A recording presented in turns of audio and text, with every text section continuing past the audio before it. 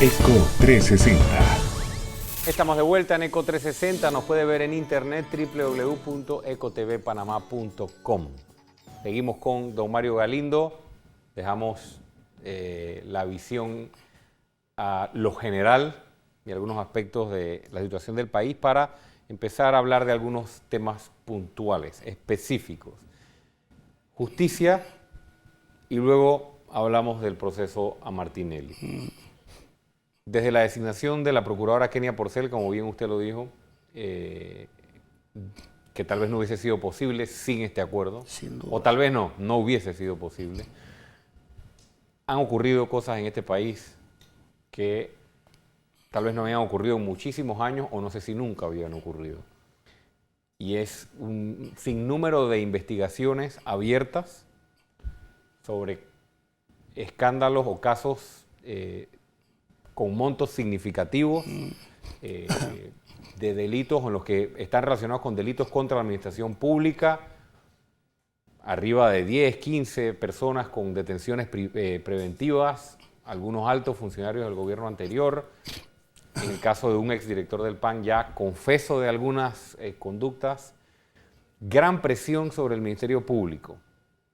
La pregunta específica, el tema de la selectividad de la que tanto se habla, aquí estuvo varias veces el procurador especial que se nombró en el Perú, José Ugaz, y él fue el primero que nos decía cuando venía a visitarnos, es imposible investigar a todos y todos los escándalos que se han dado.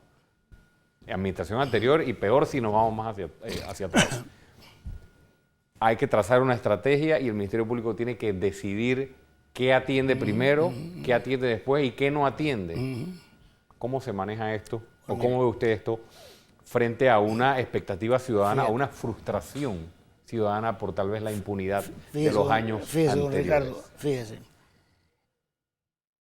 Hace pocas semanas la Corte Suprema me invitó a dictar una conferencia en la Corte en ocasión de la apertura del año judicial. Y yo ahí aproveché la coyuntura para señalar varias cosas que me parecieron importantes.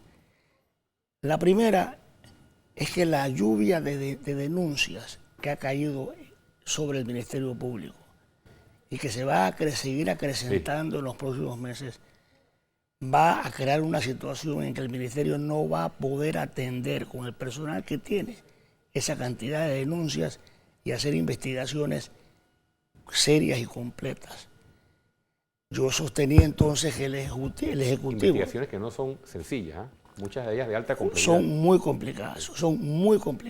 Bien, yo señalaba entonces que era menester que el Ejecutivo tomara conciencia de ese problema y dotara al Ministerio Público y a la postre al órgano judicial de los recursos humanos y presupuestarios que necesitan para investigar con seriedad y con éxito lo que hay que investigar.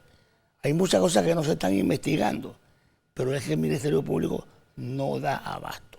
Yo pongo un ejemplo, un caso. El tramo 3 de la cinta costera, de eso se ha hablado muy poco. No se ha tocado. No se ha tocado. Ese tramo costó casi 800 millones de balboas.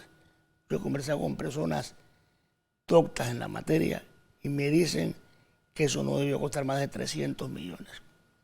¿Qué se hicieron los otros 500 millones? A saber.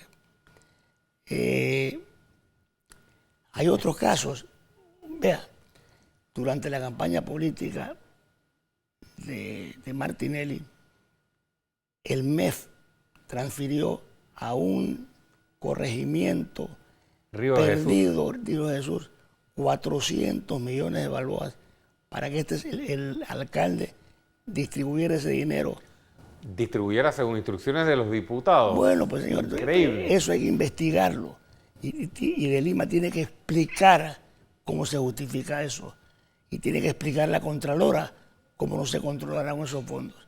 Eso no se está haciendo. Pero que realmente no hay personal suficiente para atender todas esas denuncias. Entonces hay que ser selectivo, como decía el fiscal especial Ugaz. No hay otra forma de hacerlo. Es muy injusto, ¿considera usted que es muy injusto pensar a 10 meses, tal vez poco tiempo, o expresar lo siguiente. ¿No cree usted, don Mario, que era previsible Sí. que se iba a necesitar ese nivel de recursos, ese nivel, y el compromiso político desde el principio debió ser mucho más contundente? Eso fue exactamente lo que yo dije con ocasión de la conferencia que dicté en la Corte Suprema, que esto es perfectamente previsible y en consecuencia el Ejecutivo todavía puede efectivamente dotar al Ministerio Público de los recursos humanos y presupuestarios que necesita para poder llevar a feliz término estas investigaciones. Si no, muchas de ellas van a quedar en el olvido. Y tal vez... O sea, que si no lo hace, podemos sacar algunas conclusiones. Bueno, pero eso, bien. eso es para otros, para cuando eso ocurra. Efectivamente. Es que cuando vino José Ugaz, una de las primeras cosas que él dijo, miren, él habló de varios elementos que a mí me parecieron muy interesantes. Y bueno, y están en su libro. Él habló de paquetes de leyes, empezando por ahí. O sea, legislaciones especiales necesarias ¿Cómo no? para la coyuntura. ¿Cómo no? Y él habló desde oficinas para presentación de denuncias o para que la gente llevara datos o aportara datos con protección para esas personas, hasta legislación especial para prohibida de salida del país de capitales. Así es, pero esas leyes existían ya en el Perú antes de que existían ya. Se llaman leyes de colaboración eficaz, a tenor de las cuales personas que han participado en un hecho ilícito confiesan su responsabilidad e implican o denuncian, por así decirlo, a sus cómplices. Eso se dio en el Perú. Sí, acá no tenemos algo parecido. No hay nada, no sé si hay algo, pero es muy tenue, está muy desdibujado el tema en el código. Pero algo se puede intentar sobre esa materia. Pero mire, en el Brasil existe lo mismo. Allá lo llaman delación gratificada, algo por el estilo. Pero el mismo concepto. Una persona que ha delinquido reconoce su falta y acepta algún grado de responsabilidad e implica entonces a sus cómplices. Eso hace falta, pero bueno, eso no lo tenemos. Y otras piezas legislativas que creo que faltan. Algunos temas tienen que ver con retrotraer al estado en que estaban, por ejemplo, algunos temas de prescripción. Y hace falta también decisión política, con la cual pudo contar Ugaz solo por el hecho de que Fujimori se dio a la fuga y lo reemplazó en el Ejecutivo el expresidente Paniagua. Que fue crucial en el proceso. Absolutamente crucial. Absolutamente crucial. Yo me pregunto qué habría pasado en el Perú si Fujimori no se da la fuga. Pero bueno, eso queda en el tintero. Pero para ese apoyo siempre. político también pasa por la Asamblea. O sea, no sé si todas estas legislaciones que se requerirían reformar o decretos especiales podrían ser vía decreto o... Claro, no, requieren leyes. Requieren leyes. Creo que hemos visto que muchas de las investigaciones o de los casos son complejos, como le decía. Aquí estamos hablando de estructuras de patrimonio, de movimientos de dinero afuera de Panamá, de dinero que tal vez pasó de una cuenta a una segunda cuenta, tercera cuenta, se invirtió en inmuebles y después se vendió. Entonces, los funcionarios de nuestra fiscalía no están acostumbrados a ese tipo de investigaciones que implica salir de Panamá, cooperación internacional, actuar en conjunto con... Mire, el caso de Ugaz. Ugaz viajaba él personalmente a Suiza a entenderse con las autoridades suizas a efectos de secuestrar los dineros que tenía Montesinos. A mí me preocupa Se fue también a la Florida, hizo lo propio con los fiscales de la Florida. Todo eso hace falta, eso es necesario. Para que eso pase tiene que haber compromiso político. Voluntad política, efectivamente. Voluntad política. Me gustaría terminar este bloque preguntándole a usted algo tal vez no tan técnico, pero que por su experiencia le quiero preguntar. Si tomamos en cuenta lo que hasta ahora conocemos que ocurrió en estos últimos 5 años, ¿está Mario Galindo sorprendido de lo que pasó en estos últimos 5 años? Le confieso que sí. Le confieso que haber descubierto ahora las cosas concretas que ocurrieron, para mí ha sido una sorpresa. Se hablaba mucho de corrupción, pero no había pruebas tangibles. Hoy día sí las hay. Y estoy seguro de que efectivamente muchas más cosas se van a poder descubrir con el paso del tiempo si se lo dota al Ministerio Público los recursos necesarios. Pero aunque se dote al Ministerio Público, este es un tema que toma tiempo. Va a tomar tiempo, sí. Y una de las cosas que va a tomar tiempo es el proceso a Ricardo Martinelli. Pero mire usted, por ejemplo, volviendo al tema de la carga de trabajo que tiene el Ministerio Público, no menos recargado de trabajo está el órgano judicial, con inclusión de la Corte Suprema de Justicia. Correcto. Y ahora, con el proceso a Martinelli y con el proceso a varios diputados, el Ministerio Público envió un expediente de 71 diputados en el quinquenio anterior. La Corte no va a poder asumir semejante carga de trabajo, porque si lo hace, descuida todo lo demás. Bueno. Es una realidad lamentable, porque en buena medida ese tema es responsabilidad de la ley de blindaje. Sin duda. Cuando hablemos de reforma constitucional vamos a hablar un poco de eso. ¿Cómo no? Y en el próximo bloque vamos a entrar con el proceso a Ricardo Martinelli. Pero es tiempo de irnos con Carolina Brit y una vuelta al mundo.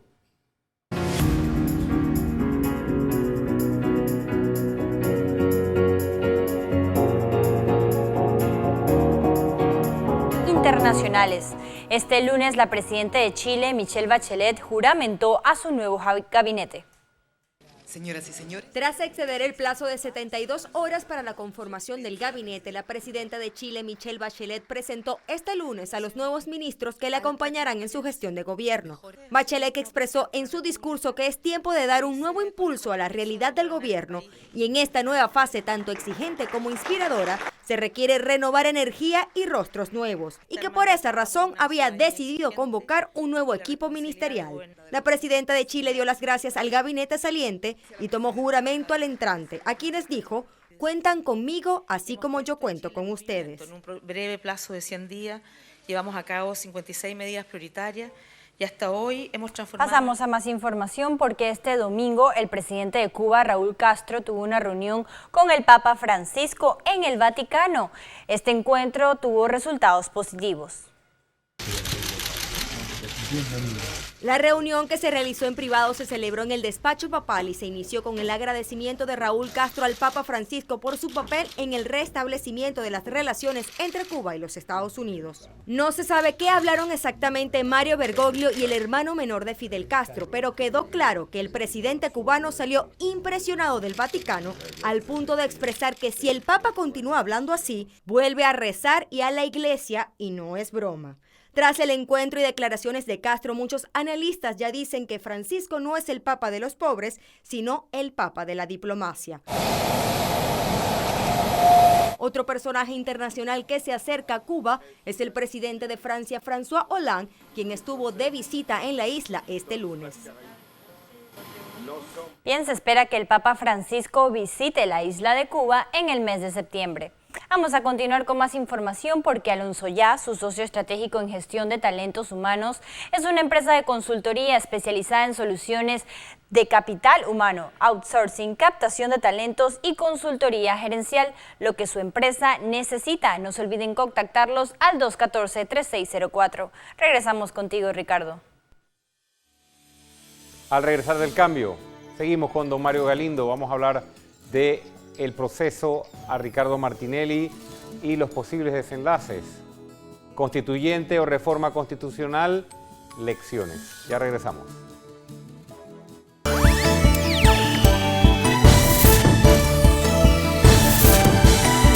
ECO 360.